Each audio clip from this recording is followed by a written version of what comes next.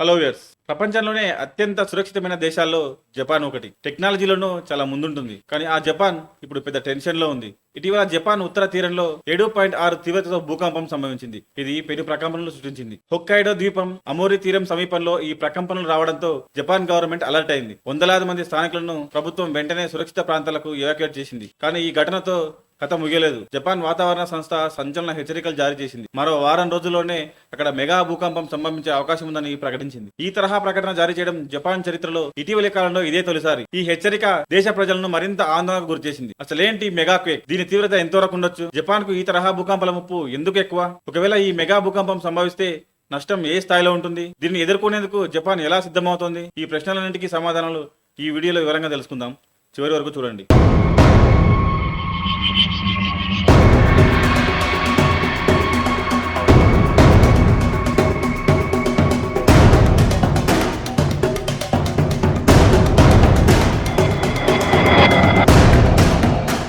మనం సాధారణంగా వినే భూకంపాలు ఒక రకమైతే ఈ మెగా క్వేక్ పూర్తిగా భిన్నమైనది. భూకంప తీవ్రత రిక్టర్ స్కేల్ పై 8 కన్నా ఎక్కువ నమోదైతే దాన్ని మెగా భూకంపంగా పరిగణిస్తారు. జపాన్ లోని ఎర్త్ క్వేక్ రీసెర్చ్ ప్రమోషన్ సంస్థే దీనిని అధికారికంగా నిర్వచించింది. 8 అంటే సాధారణ భూకంపాల కంటే ఇది 100 రెట్లు 1000 రెట్లు ఎక్కువ శక్తివంతమైనదిగా అర్థం చేసుకోవచ్చు. మెగా క్వేకులు సంభవించడానికి ప్రధాన కారణం భూమిలో ఉండే టెక్టోనిక్ ప్లేట్ల కదలికలు. దీన్నే ప్లేట్ సబ్డక్షన్ అంటారు. మన భూ ఉపరితలం అనేక పెద్ద పెద్ద పలకలతో ఏర్పడి ఉంటుంది. ఈ ప్లేట్స్ నిరంతరం కదులుతూ ఉంటాయి. ఒక టెక్టోనిక్ ప్లేట్ బరువు ఎక్కువగా ఉండడం వల్ల మరో ప్లేట్ కిందికి కూరుకుపోవడం జరుగుతుంది. ఈ కూరుకుపోయే ప్రక్రియలో భారీ స్థాయిలో ప్రెషర్ పేరుకుపోతుంది. ఈ ప్రెషర్ హఠాత్తుగా విడుదలైనప్పుడు మెగా భూకంపం సంభవిస్తుంది. ఈ ప్రక్రియ ఎంత శక్తివంతంగా ఉంటుందంటే ఒక్కోసారి భూ ఉపరితలంపై దాదాపు 1000 కిలోమీటర్ల మేర చీలిక ఏర్పడవచ్చు. ఒకవేళ ఈ చీలిక సముద్ర గర్భం కింద జరిగితే అది సముద్రపు నీటిని భారీగా కదిలిస్తుంది. దీని ఫలితంగా పెను విధ్వంసం సృష్టించే భారీ సునామీ అలలు ఏర్పడతాయి. అందుకే మెగా క్వేకులు సాధారణ భూకంపాల కంటే చాలా చాలా ప్రమాదకరమైనవి. జపాన్ కు ఎందుకంత ముప్పు? జపాన్ లో ప్రతి 5 నిమిషాలకు ఒకసారి ఎక్కడో ఒక చోట ప్రకంపనలు నమోదవుతాయి. ప్రపంచవ్యాప్తంగా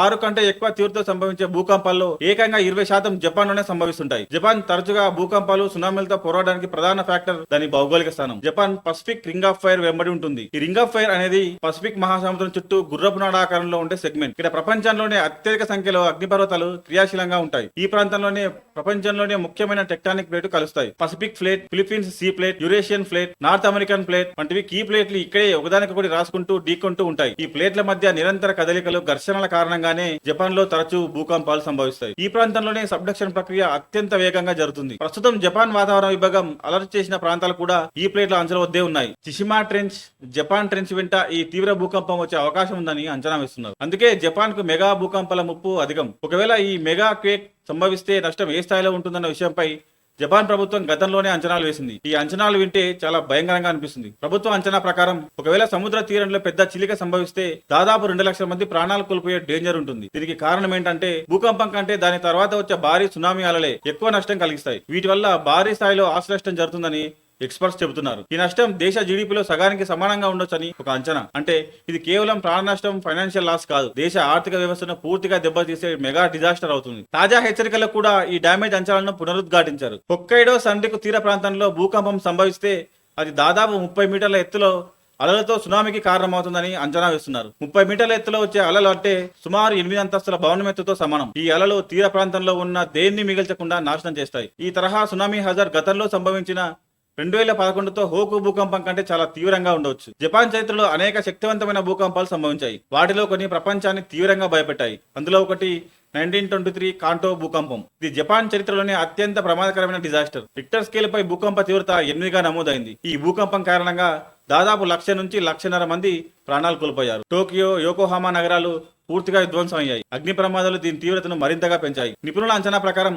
ఇటువంటి శక్తివంతమైన భూకంపాలు సుమారు 100 ఏళ్లకోసారి సంభవిస్తుంటాయి. ఇక రెండవది 1944 టోనాంకై, 1946 నాంకాయ్ భూకంపాలు. ఈ రెండు ఒకే ప్రాంతంలో తక్కువ వ్యవధిలో వచ్చిన తీవ్ర స్థాయి భూకంపాలు. వీటి తర్వాత కూడా భారీ నష్టం జరిగింది. 2011లో కూడా తోహోకు భూకంపం సంభవించింది. ఇటీవలి సంవత్సరాల్లో ఇదే అతిపెద్ద డిజాస్టర్. దీని తీవ్రత ఏకంగా 9గా నమోదైంది. ఈ ప్రకంపనలు దాదాపు 6 నిమిషాల పాటు కొనసాగాయి. దీని తర్వాత 23 అడుగుల ఎత్తులో ఎగిసిపడిన సునామీ అలలు దేశం మొత్తాన్ని ముంచెత్తాయి. దాదాపు 20,000 మంది ప్రాణాలు కోల్పోయారు. ముఖ్యంగా ఫుకుషిమా దైచి న్యూక్లియర్ పవర్ ప్లాంట్ లో ప్రమాదం జరిగింది. ఇది ప్రపంచాన్ని న్యూక్లియర్ డిజాస్టర్ భయమంచన నిలబెట్టింది. ఈ హిస్టారికల్ ఈవెంట్స్ జపాన్ కు భూకంపాలు ఎంత పెద్ద ముప్పుగా మారాయో స్పష్టంగా తెలియజేస్తున్నాయి. Japan preparedness alert system Türkiye, Syria వంటి దేశాలతో పోలిస్తే భూకంపాలను ఎదుర్కోవడంలో జపాన్ పూర్తి సంసిద్ధత ఉంటుంది. తరచూ భూకంపాలు రావడంతో జపాన్ నిర్మాణ పద్ధతులను పూర్తిగా మార్చేసింది. భూకంపాలను తట్టుకునేలా స్ట్రక్చర్లను నిర్మించడానికి ప్రపంచంలోనే అత్యుత్తమ టెక్నాలజీని వినియోగిస్తుంది. అంతేకాదు జపాన్ ముందస్తు హెచ్చరిక వ్యవస్థ చాలా పటిష్టంగా ఉంటుంది. భూకంపం సంభవించడానికి కొన్ని సెకండ్ల ముందు ప్రజలను అలర్ట్ చేసే వ్యవస్థ ఇది. అయితే జపాన్ 2022లో కొత్త హెచ్చరిక వ్యవస్థను తీసుకొచ్చింది. ఇది పెద్ద భూకంపాలను మరింత ఖచ్చితత్వంతో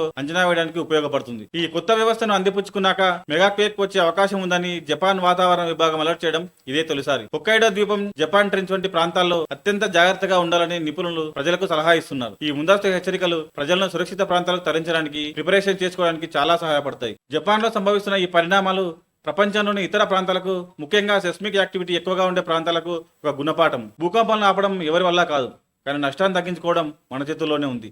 జపాన్ అనుసరిస్తున్న బిల్డింగ్ కోడ్స్, అత్యుత్తమ ఎర్లీ వార్నింగ్ సిస్టమ్స్, తరచుగా నిర్వహించే డిజాస్టర్ డ్రిల్స్ ప్రపంచ దేశాలకు మోడల్గా నిలవాలి. ముఖ్యంగా భారతదేశంలోని అనేక ప్రాంతాలు కూడా రిస్క్ జోన్లో ఉన్నాయి. ఇటువంటి పరిస్థితుల్లో మనం కూడా మన ప్రిపరేషన్ను పెంచుకోవాల్సిన అవసరం ఉంది. భూకంపాలను తట్టుకునేలా ఇళ్ల నిర్మాణం, ఎమర్జెన్సీ కిట్లను సిద్ధం చేసుకోవడం, సునామీ ముప్పు ఉంటే వెంటనే సురక్షిత ప్రాంతాలకు వెళ్లడం వంటి చర్యలు తీసుకోవడం చాలా అవసరం. మెగా క్వేక్ అనేది ఒక పెద్ద థ్రెట్. దీనిని తక్కువగా అంచనా వేయడానికి వీల్లేదు. జపాన్ ప్రభుత్వం, ప్రజలు ఈ హెచ్చరికలను చాలా సీరియస్గా తీసుకోవాలి.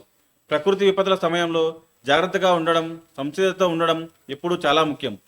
ఈ విషయంపై మీకు ఏమైనా సందేహాలు ఉంటే కామెంట్ సెక్షన్లో తెలియజేయండి. ఈ వీడియో ఇన్ఫర్మేటివ్గా అనిపిస్తే లైక్ చేయండి. మరిన్ని ఇలాంటి ట్రెండింగ్ వీడియోల కోసం న్యూస్ 18 తెలుగు ఛానల్ సబ్స్క్రైబ్ చేసుకోండి.